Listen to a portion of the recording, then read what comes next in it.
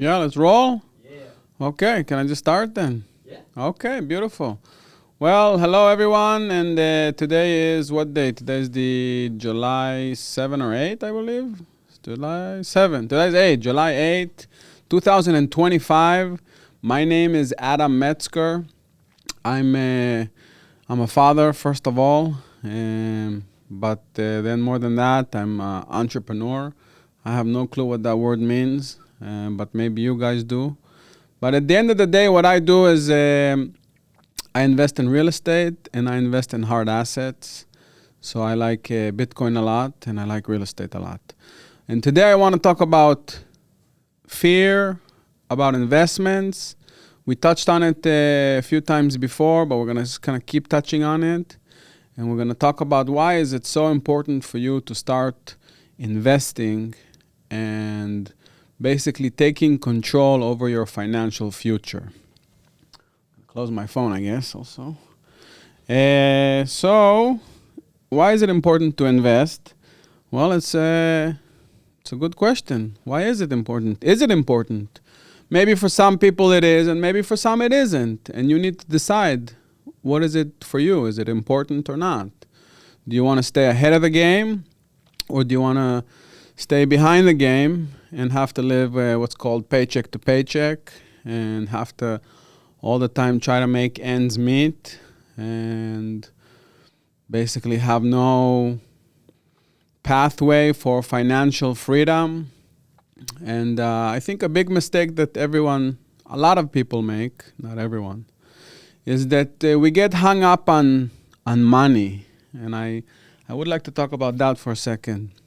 It's really not about the money. You guys know what it's about? It's not about the money. So what is it about? I'll tell you. It's about lifestyle. That's what it's about. At the end of the day, it's about lifestyle. So I invite you to start thinking about lifestyle as a goal and not money as a goal. Money is important for sure. It's maybe not, they say it's not the most important thing, but they also say it's way up there with oxygen, you know? Like when you breathe, you have to have oxygen. When you live, you have to have money. It's just the way it is. Now, you need to decide if you want to stay poor or you want to try to make it. Now, there's no guarantees in life. There are some guarantees, death and taxes, as they say. So definitely some guarantees there. But at the end of the day, when it comes to investing and building your financial future, there's no guarantee. And you need to keep that in mind. The fact that there's no guarantee shouldn't be a hindrance from you moving forward and making moves. And today we're really going to try to kind of unpack that a little bit and how we can start making moves. It doesn't matter if you're 10 years old and you're watching it, if you're 15, if you're 20, if you're 30, if you're 35, if you're 40. It's never too late to start investing, never too late. The right time to invest is now, no matter what market it is, no matter what's happening in the markets, no matter what's happening out there in the world. The right time to invest is now. We don't know what's going to happen tomorrow. We know what happened yesterday, but we can't change it. So we have to just really deal with the present and the future. And when you make an investment, you're making an investment in the future. You're sacrificing something today for a better tomorrow, for a better future. So if you're just starting your investment journey, or maybe you are already in the middle of it, or just getting started, this could be the video for you. Fear is something that we all have. And if you tell me that you're not scared, you're a liar. And you can be a liar. That's okay. But everyone's scared. I'm scared. When I make an investment, I'm scared. But I learn through the time and also through different methods, which we'll unpack here in just a little bit, how to overcome that fear and make the move. That's what really we need to start focusing on, is making those moves.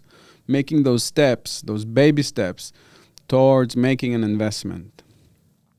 The first thing you want to try to find out is what kind of an investor are you?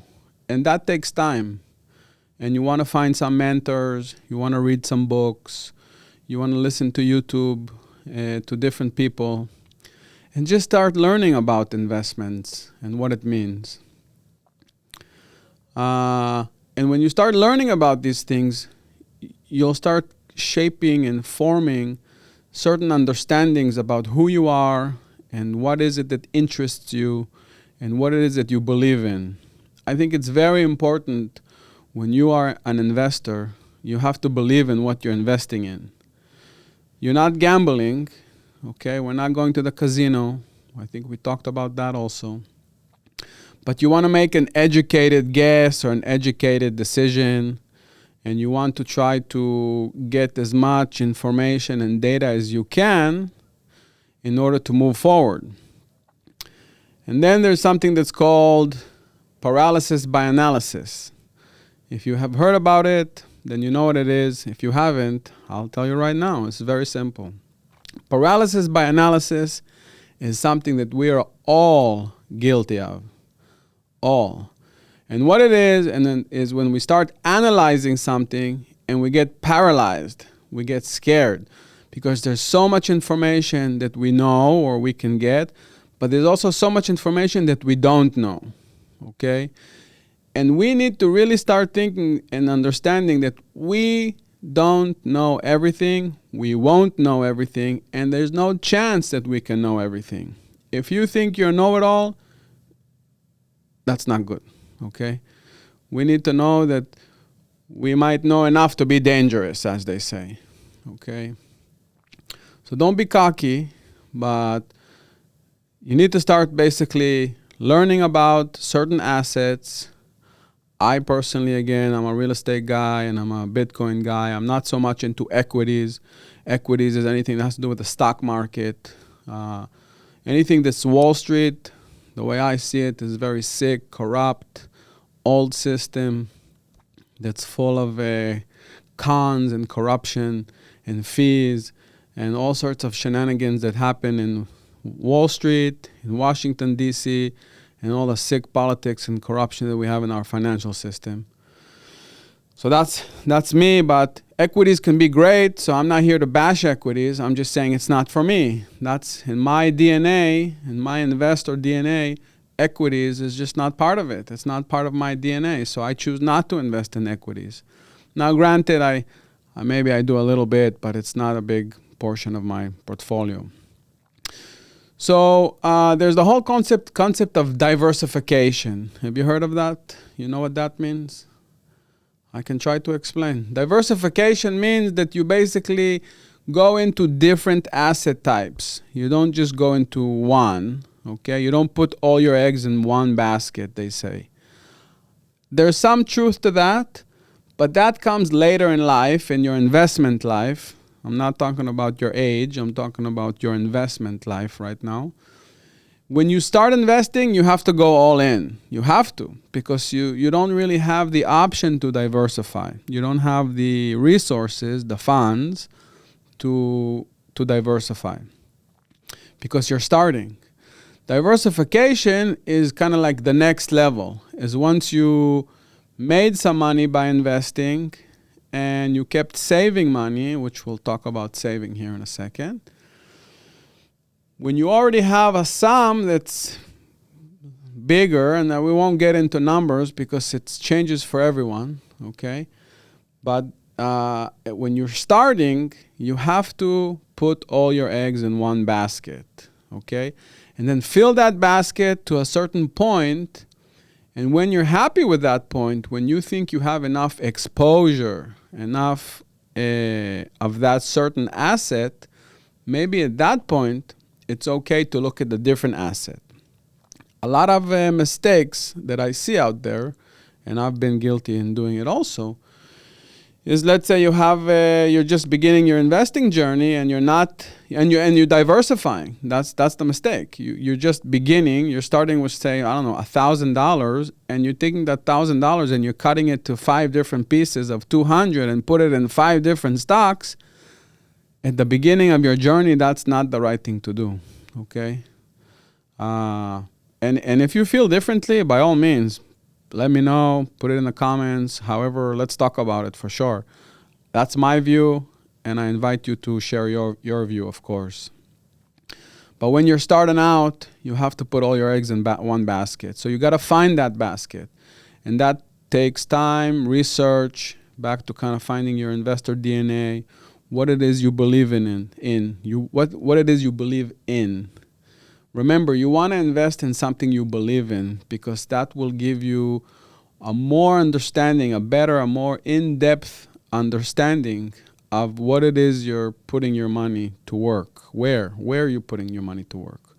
Investing at the end of the day is about putting your money to work, okay? We don't work for money. The money works for us, okay? That's a big change, and that's something that everyone needs to understand, that when you go to do investments, you are basically putting your money to work. Your money becomes a tool. It's an employee.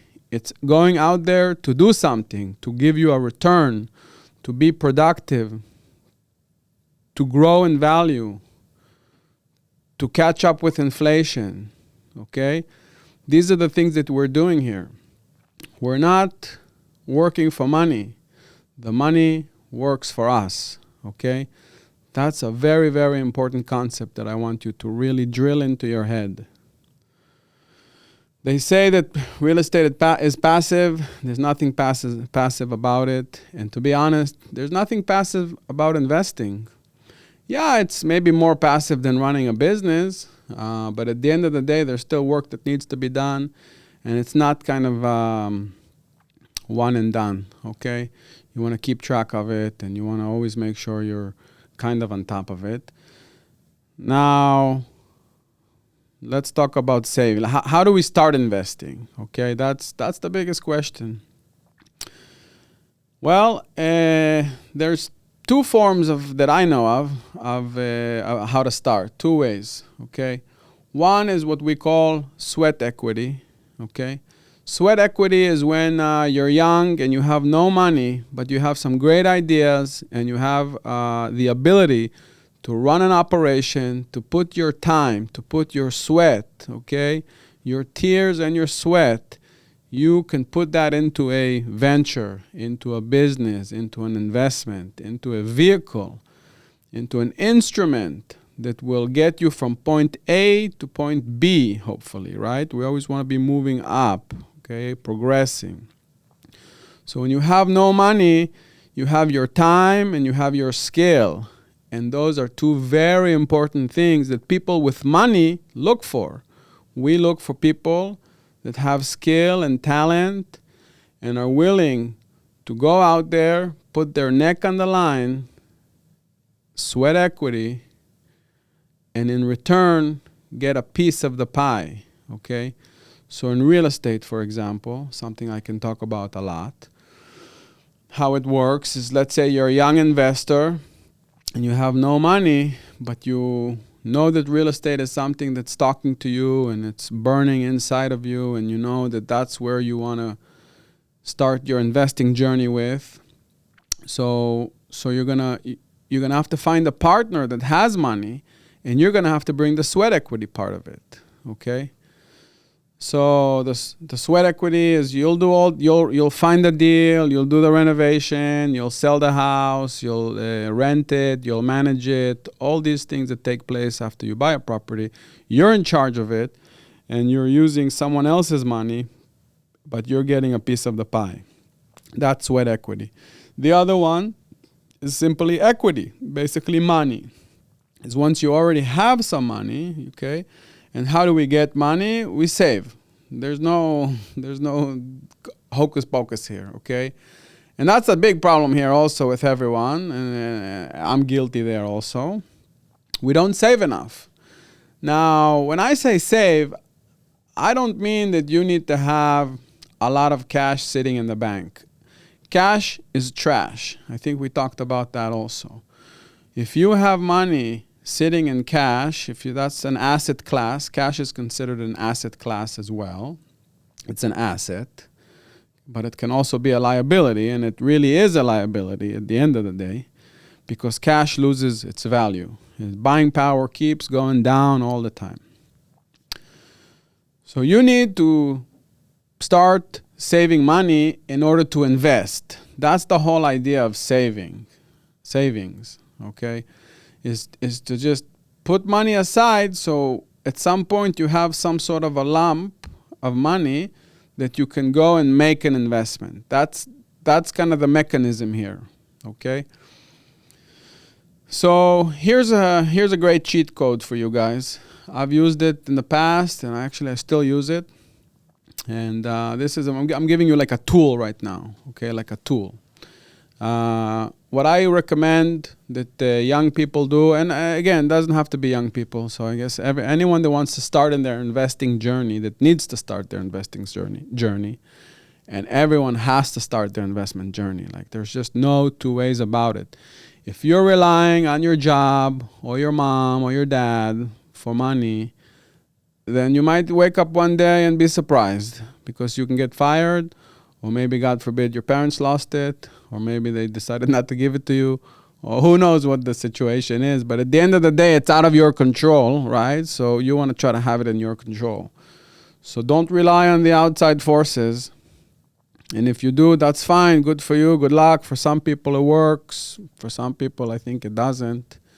Another thing is, I can say about me, I'm not going to say about you, but, I'm no Bill Gates. I'm no Mark Zuckerberg. I'm not going to come up with some crazy idea and do some crazy exit and have all these millions and billions of dollars. I wish. And the media and the social media and everything, that's all they show us, and that's what you think you need to do. But no, that doesn't really work like that at the end of the day. The way it works is we call it brick and mortar, okay? It's one brick, you put some mortar, you put another brick, you put some mortar, another brick, and you build this castle, this financial castle around yourself. That's how it works. So what we're talking about today is start laying those bricks. Start taking a brick and see where you're going to position it. Get some mortar. When you're ready for the next brick, put some mortar on it and set the next brick on. And that's how you build this wall, this financial fortress that we're talking about. So the trick, the tool is you have to go get income. There's no two ways about it. You have to go find a job. It doesn't matter what kind of job, but you have to start generating income. And the key component here of this tool is when the income starts coming in, let's say you work for McDonald's and you make $600 a week. That's your take home. So what do you do with that $600? That's the big question. And that's what we need to understand and focus on in the next few minutes. There's all sorts of rules. Some people say 70% to expenses, 30% you break up, 10 to charity, 10 to savings, 10 to emergency fund.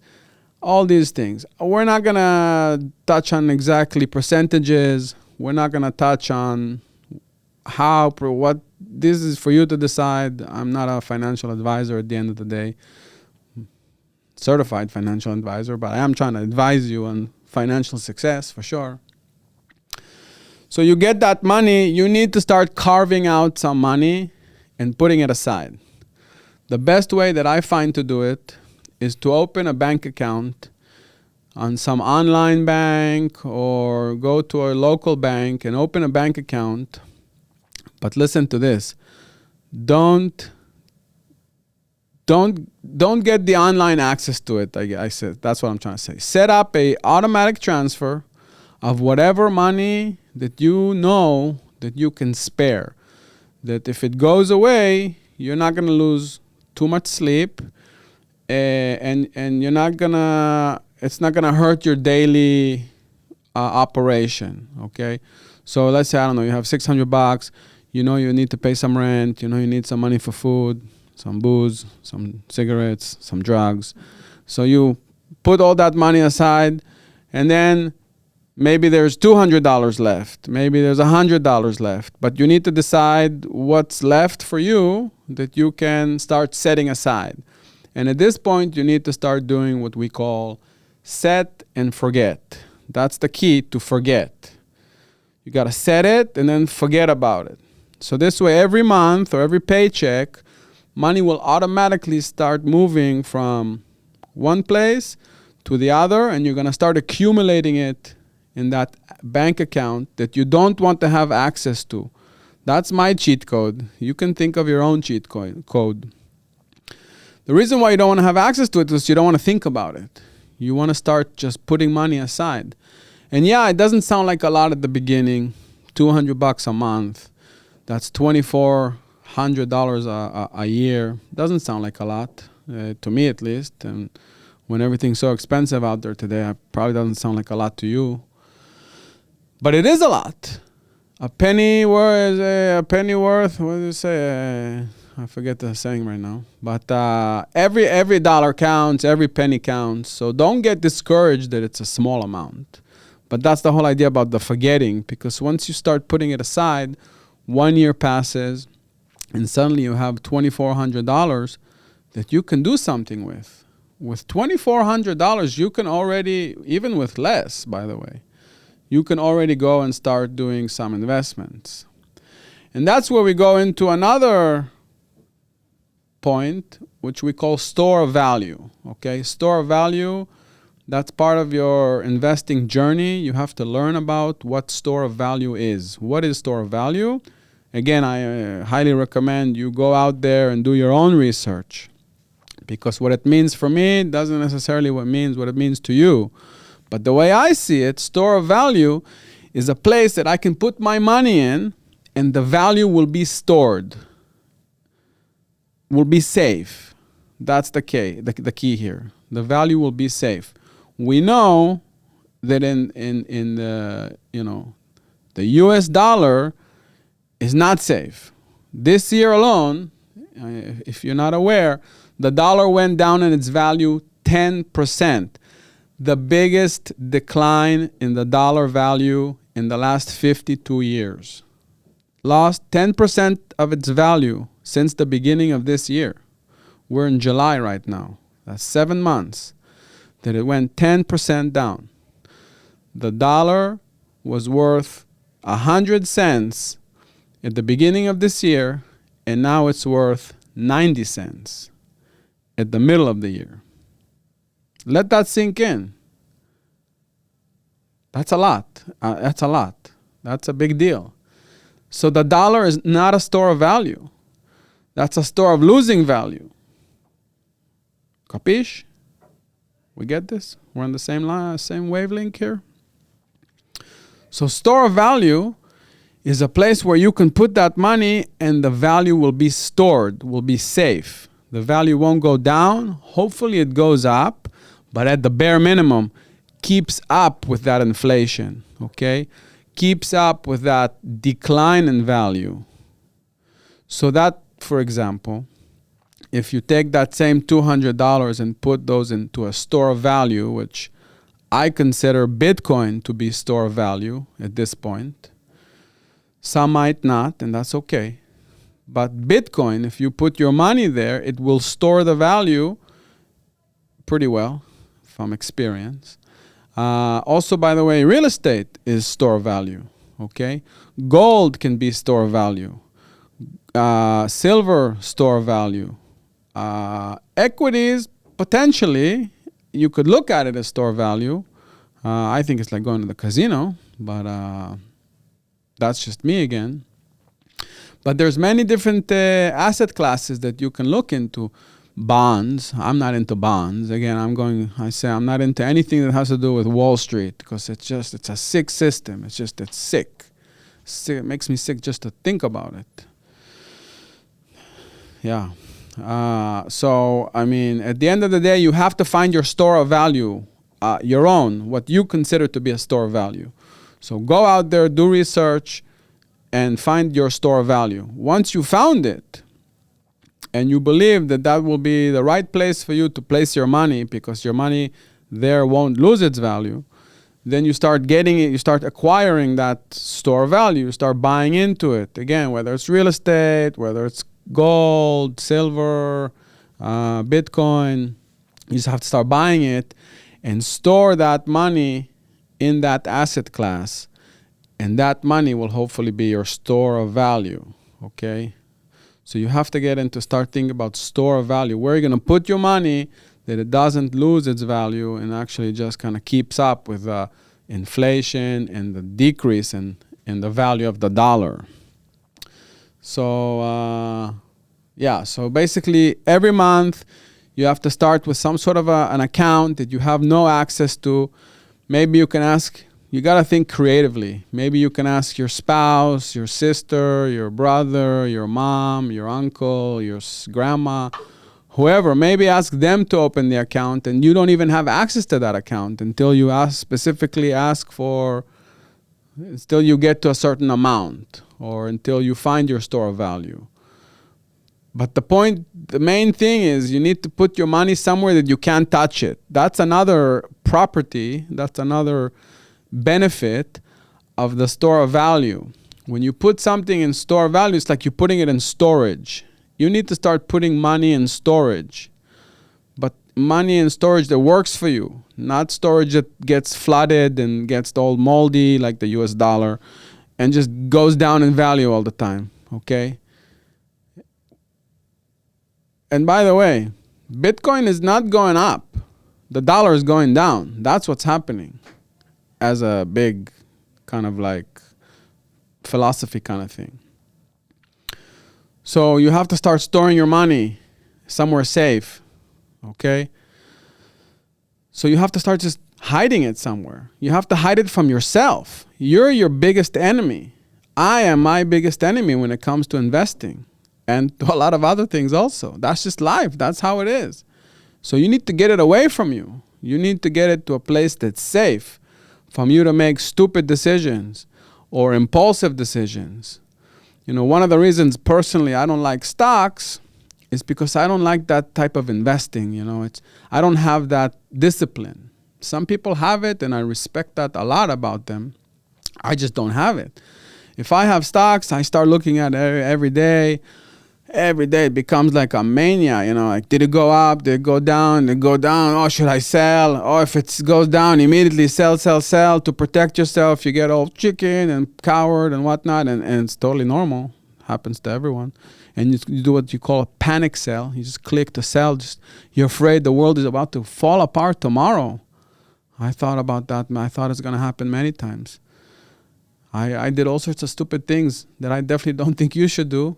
I won't get into it now about shorting stocks, all sorts of things like that. But at the end of the day, you need to hide the money from yourself. That's the point here. And that's the store value, and that's moving every paycheck or every time you get income from you exchanging your energy for a different type of energy. You change your time for the sick dollar. Every time you do that, you're basically gonna get $1 back, right? What are you gonna do with that dollar? Okay, how are you going to hide it from yourself? How are you gonna get it away from your spendy hands? You know, you put money in your hands and it just kind of falls down. It just disappears. You put money in a bank account that you see all the time, it'll disappear. You're gonna go buy something. You're gonna go spend it. You're gonna take a vacation. You're going to think you're high mighty and you have all this money and you're just going to start spending. That's how it is. I'm talking from my experience. Obviously, we're all different, but I have a feeling there's some common denominator here. So how are you going to outpace yourself? How are you going to basically find a way to hide the money from your own self? That's what you need to start thinking about. But don't think too much. You need to act. That goes to the analysis by paralysis. You have a paralysis by analysis. You have to take the action. You have to start taking the action. So don't think too much. Think, come up with a strategy, and then execute it and stick with it. That's the other thing. Whatever you get into, you have to stick with it. You have to be consistent. You have to be persistent. You just got to keep going with it. Because at the end of the day, it's all simple math. It's simple math. When it comes to investing, it's very simple math. A lot of people like to complicate it, overcomplicate it, paralysis by analysis again. But it's simple math. There's pluses and minuses. That's it. Money going out, money coming in. If there's more money coming out and less money coming in, Houston, we got a problem. If there's more money coming in, less money going out, Houston, we're doing okay. But still, there's a lot more to it. A lot more to it. So your main thing is find a way to hide the money from yourself, but still have some control over it and still have an understanding and a pathway of what you're going to be doing with it. So we talked about the possibility of putting, let's say, $200 every month on the side. That's one option, and that's good. And so you're going to start accumulating dollars in a bank account. And you're going to wait until you have enough money to do something with it. You can also go straight into a store of value. And that's something that I also highly recommend you potentially do and look into. And that goes to find an asset class you like for store of value. Again, I'm just going to name the easy ones: gold, silver, bonds, municipal bonds. Such bullshit. But it works. I mean, it's bullshit, but it works. I mean, these things do work at the end of the day. The rich people use them, you know. I don't do muni bonds, and I'm not saying I'm rich, but I mean, I'm very rich with my life and not with money, I'll tell you this much. And that's again, just change your thinking. It's not about money, it's about lifestyle. You want lifestyle. The money is there to serve you. The money is there to go work for you. It's not there for you to go buy a Bugatti. It's not there for you to go buy a Lamborghini. Maybe at some point it is, and do it. And those that do it, all the power to them. I love being with people that have more money than me and like to show it off more than me. I get to enjoy it. You know, they always say, I just saw a tweet this weekend. The best investment you can make for your family is buy a boat. I'm like, no, the best investment you can make for your family is find a friend that has a boat. That's the best investment. But anyway, so find a way to hide the money from yourself because you're the devil here. That's just the way it is. So find a way to find a place to store it, and then start taking those actions. Start doing it over a course of time, and you will be surprised what happens after 1, 2, 3 years, 4 years pass, and you keep being persistent, and you keep investing into this asset class, into the store of value, and over time, your life is going to change. But it's over time. And the main thing that we also need to kind of focus on here is that things take time. We talked about earlier, about the ones that are geniuses. They come up with ideas, they invent something new, or they hit it big, and it's amazing, and it happens. But statistically, it happens way less than what we just see it in the media all the time, and they're flashing it in front of our eyes, thinking that, making us feel that that's what we need to do, but it's not. And if we do, the chances of success are very low. They're there, but your probability is you're much better off doing what we just talked about now than trying to go invent something. But if you want to invent something, go do it. By all means. I'm not here to try to cut anyone's legs or tame anyone's excitement about doing something. You definitely should. You should do what's good for you, and you should only listen to yourself, and don't listen to everyone out there. Listen intentionally. People have a lot to contribute, but at the end of the day, it's about you and about your capabilities and about your skills and your set of beliefs and principles. It's really about you. So you have to go for you. But for the average Joe, the population, the single mom, just the people out there, the best way it works is kind of doing what I just talked about. Find that store of value and start getting into it every month and just set and forget. Set and forget. And keep taking that action over and over again over time. And there's this whole concept of compounding. And that's another term in finance. Compounding is a very, very powerful tool. Essentially, it's just kind of how it sounds. It's when you compound your profits and the interest and your income and the value that you're getting. You keep putting it in. You keep putting it in. Instead of taking it out, your principal starts growing. It compounds, okay? So just a quick kind of a math example of that. Let's say $100,000. Let's say you make 10% a year on that $100,000. That's $10,000. $10,000 plus $100,000. That's $110,000, right? Now you go for the next year. You're compounding that $10,000 into the new term of this investment. So now it's not $100,000 that's making 10% a year. It's $110,000 that's making 10% a year. So that's $11,000 now. So you compound that on the $100,000, and that's now $121,000. That's compounding, okay? It just keeps growing and growing, and that's what you want to start doing. You want to start compounding everything.